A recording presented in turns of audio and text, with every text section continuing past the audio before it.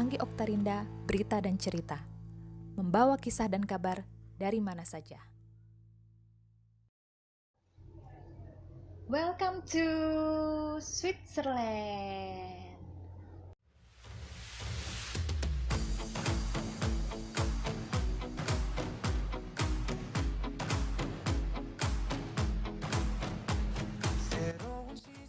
Vibe-nya udah agak-agak mirip sama di Swiss ya, ada kastil-kastil gitu dan udaranya juga dingin adem gimana gitu.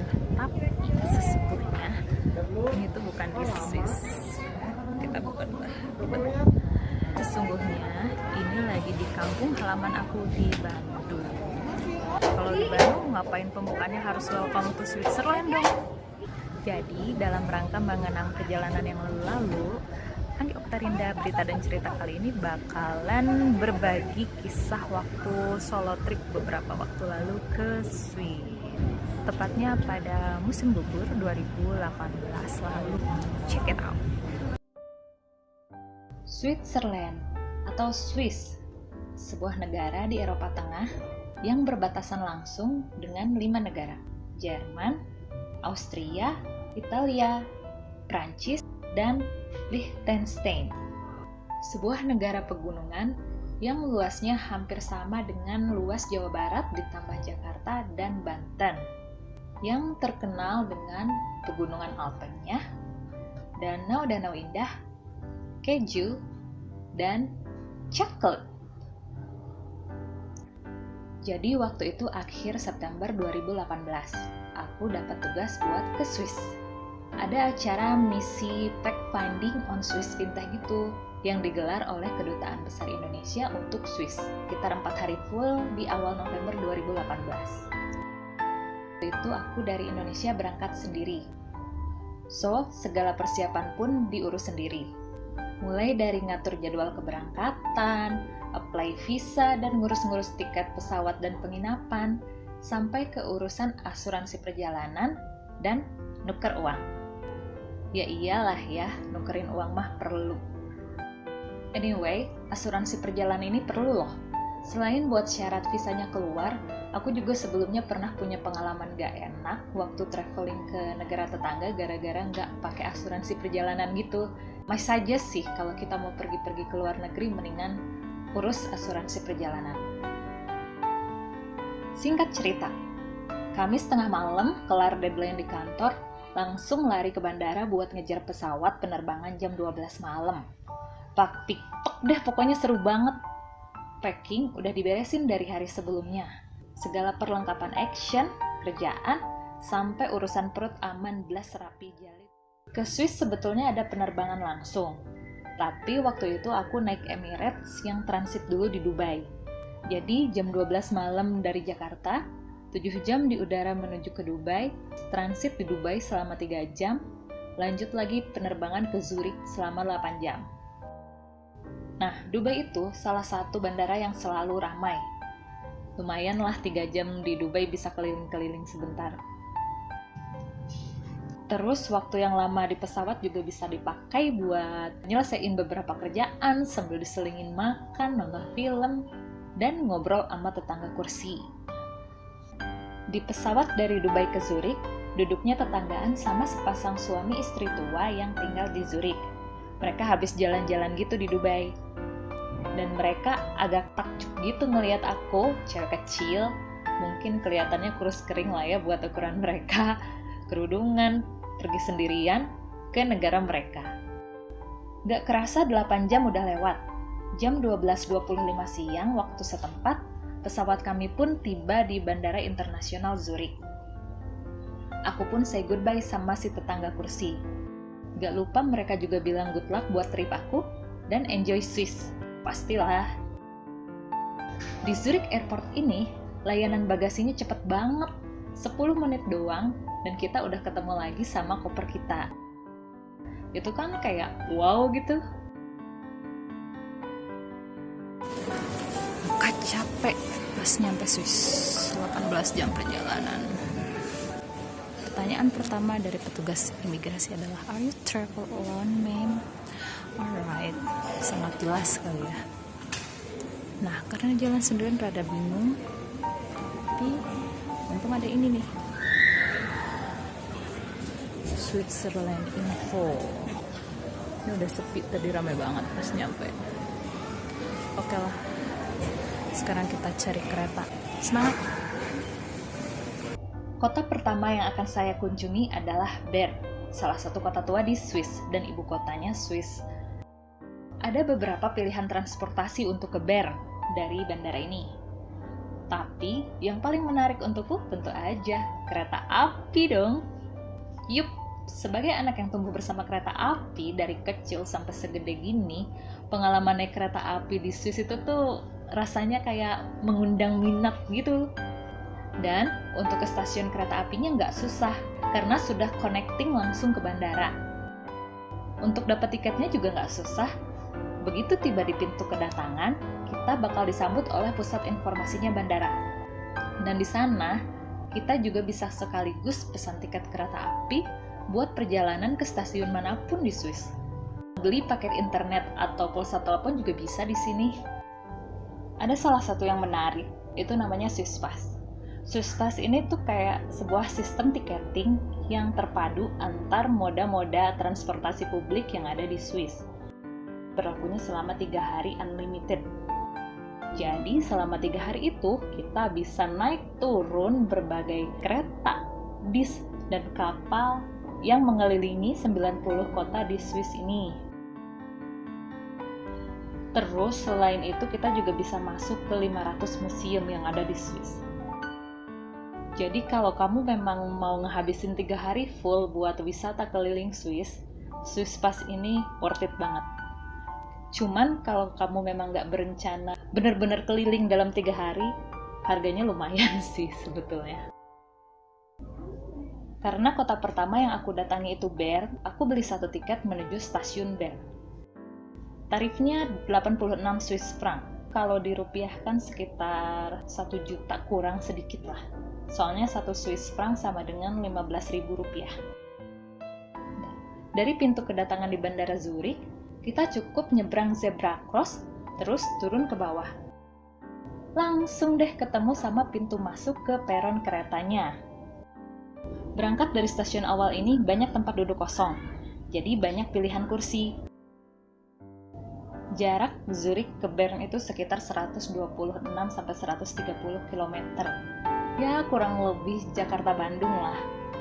Nah, waktu tempuh keretanya sekitar 1 jam 20 menit. Kereta yang aku tumpangi itu kereta double decker. Aku duduk di kelas 2 di lantai atas. Tapi itu aja udah keren banget. Jadi interiornya itu dibikin cozy dengan kursi-kursi yang ergonomis dan warna yang homey. Tapi ya, itu tuh sebenarnya belum ada apa-apanya dibandingkan dengan pemandangan di luar di sepanjang perjalanan kereta api itu. Cantik banget. Pedesaannya, sungai, padang rumput, berasa kayak di negeri dongeng deh. No wonder ya, banyak yang memimpikan berkunjung ke Swiss.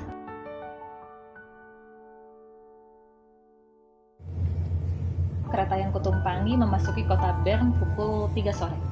Matahari udah mulai mau jatuh gitu, jadi sinarnya kayak memantul-mantul di atas sungai yang berwarna biru bersemu hijau Tosca. Udah gitu, di luar jendela, warna merah, jingga, hijau, kuning keemasan, warna-warna khas autumn, semarak banget menambah indah lanskap kota Bern di awal musim gugur itu. Sebetulnya, stasiun Bern itu bukan stasiun tujuan akhir aku. Kalau lihat petunjuk perjalanan yang dikasih ibu-ibu di layanan informasi bandara, untuk nyampe ke Holiday Inn itu, aku harus turun di stasiun Bern, stasiun besarnya, lalu ganti kereta lokal menuju stasiun Brunnen West Side. Singkat cerita, tiba juga di stasiun Bern, tapi kepusingan langsung menghampiri. Melihat ada belasan lain kereta api, tapi nggak ada satupun petugas yang kelihatan. Ngikutin arus orang-orang yang keluar dari peron, turun ke bawah, aku juga turun ke area stasiun bawah tanah Bern yang penuh dengan pertokoan. Tiba-tiba aku merasa kayak anak hilang di tengah kerumunan. Mirip adegan di film-film freezing sendirian di tengah keramaian. Di situ aku langsung nyadar bahwa di sini tuh nggak akan ada orang yang nyamperin kamu buat sekedar nanya kamu ada kesulitan kah atau butuh pertolongan kah. Harus kamu yang nanya mereka. Nah, waktu itu gak jauh dari tempat aku berdiri kebingungan, ada seorang perempuan berambut pirang keemasan berdiri sendirian. Aku nanyalah ke dia.